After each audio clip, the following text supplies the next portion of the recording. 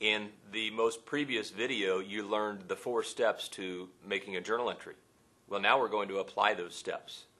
So looking at the example here, here's an example transaction.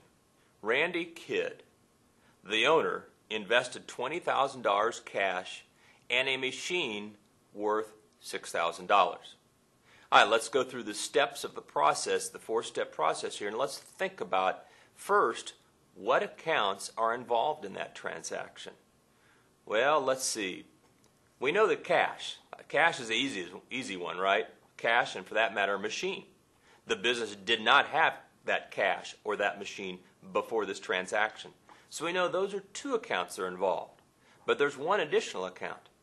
Randy Kidd, the owner, well, if you knew me, I'm not going to be investing money in a machine unless I get some ownership out of the deal. So the 3rd account that's actually involved in this transaction will be capital, Kidd Capital.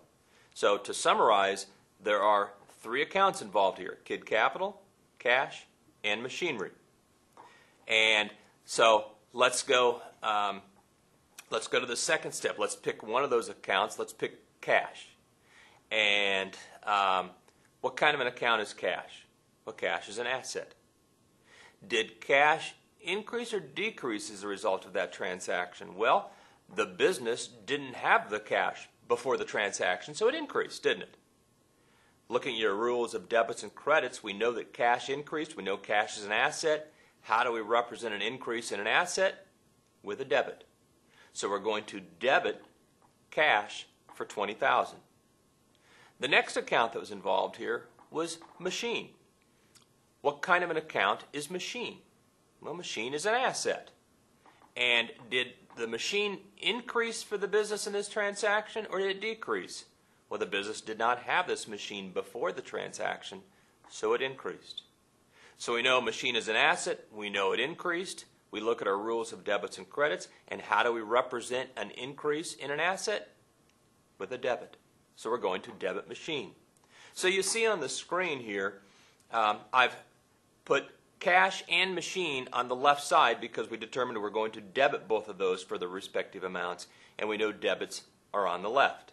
Okay, let's go to the 3rd account, Kidd Capital. What kind of an account is Kidd Capital? It's owner's equity.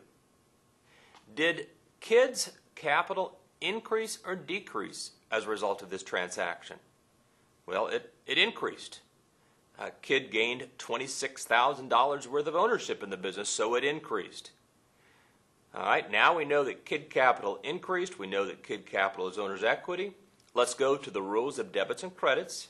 How do we represent an increase in owner's equity? Well, we represent it with a credit, don't we? So now we know we're going to credit Kidd Capital for $26,000. And so you see we have the credit there for $26,000. We've just made our first journal entry just by following the rules of debits and credits. Where students get into trouble is they stray from following the rules of debits and credits. You need to have faith. Have faith in the rules of debits and credits. If you follow those 4 steps, it'll come out okay. All right, let's do another example.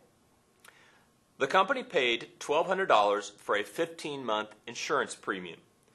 Anytime it says paid, assume that they paid cash. So I just gave away one of the accounts that was involved in this transaction. There are exactly 2 accounts involved in this transaction. One of them is cash.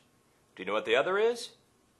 It's an asset called prepaid insurance. We just bought an insurance policy, so we have the right to that coverage for the next 15 months. Okay, I kind of gave away what kind of an account prepaid insurance is, didn't I? I said it's an asset. It's something of value. Well, if it's an asset, if prepaid insurance is an asset, did it increase or decrease as a result of this transaction? In other words, do we have more insurance coverage now, or do we have less? Well, of course, we have more, don't we? Because we just bought an insurance policy. So we know that prepaid insurance is an asset and that it increased as a result of this transaction. So how do we represent an increase in an asset? According to the rules of debits and credits, we debit it, which is exactly what we do there. All right, let's go to the next account, cash. What kind of an account is cash? Cash is an asset. Did cash increase or decrease as a result of this transaction? Well, I don't know about you, but when I pay out something, like pay out for an insurance bill, cash is decreasing, isn't it? So in this case, cash is decreasing. Well, we know cash is an asset. We know it decreased. According to the rules of debits and credits, how do we represent a decrease in an asset? With a credit.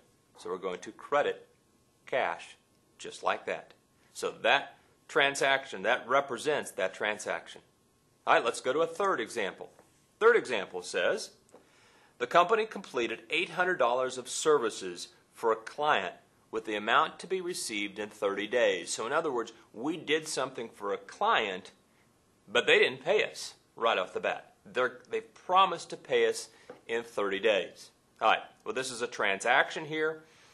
There are, again, exactly 2 accounts involved in this transaction.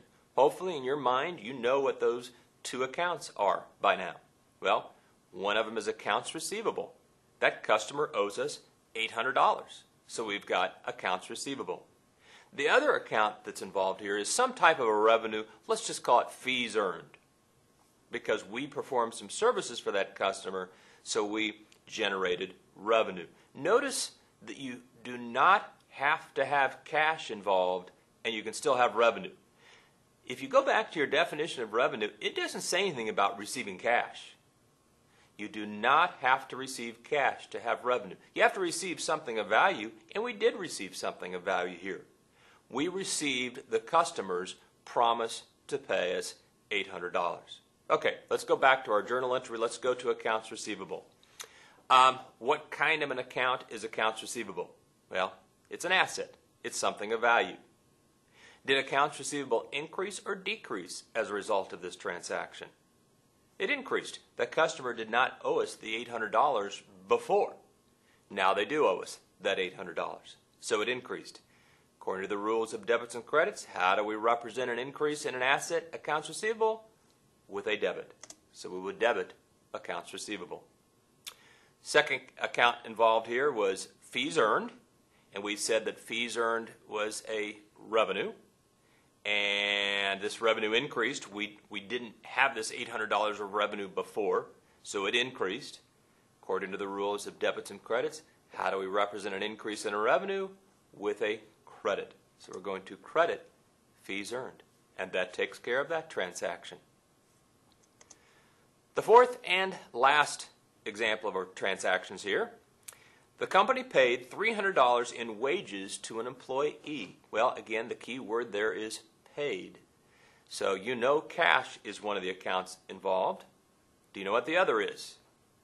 The employee did some services for us, so we paid them. Wages expense would be the other account involved here. Let's start with wages expense. What kind of an account is wages expense? Well, you know it's an expense. It's an expense. Did this increase or decrease as a result of this transaction? Well, of course, it increased. We just had $300 of wages expense. Well, according to the rules of debits and credits, how do we represent an increase in expense? With a debit. So we're going to debit wages expense. The second account involved here we said was cash. What kind of an account is cash? We know cash is an asset. Did cash increase or decrease as a result of this transaction? Well, we just paid it to the employee, so it decreased, didn't it? And how do we represent a decrease in an asset? With a credit. So we're going to credit cash, just like that. Well, that's 4 examples. I know there are other types of transactions in the 2 problems assigned in this chapter, but just follow those 4 steps, just like we did in this example here. And you shouldn't have any problems. If you do have any problems, post it to the discussion board.